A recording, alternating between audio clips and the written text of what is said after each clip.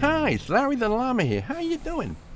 We ain't seeing too much on the TV news these days about what's going on in the Ukraine. But my friend Kareem McCampbell tells me the situation is still very bad.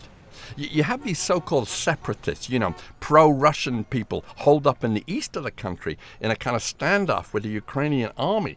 And over the border in Russia, you get the Russian army ready to go in if Vladimir Putin orders it.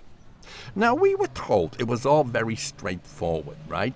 The people of the Ukraine wanted freedom, so they threw out their pro-Russian government. The Russians then got upset. They grabbed the Crimea, which is a piece of the Ukraine, and then got their supporters to try to grab another chunk of the country in the east. So now we got to defend the integrity of the Ukraine and demand the Russians back off. Well, maybe, but it ain't that simple.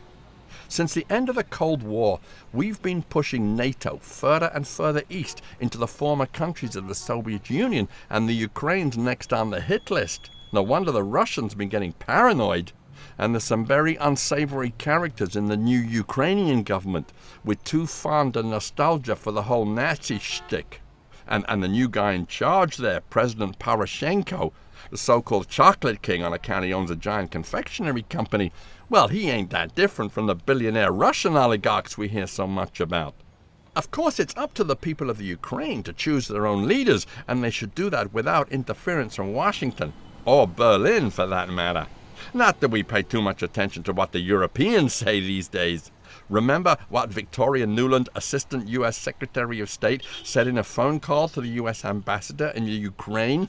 The ambassador mentions the European Union, and Nuland says, pardon my French, fuck the EU. Well, if we've been interfering so much in the Ukraine, is it any wonder the Russians are looking to Putin to say, fuck the US?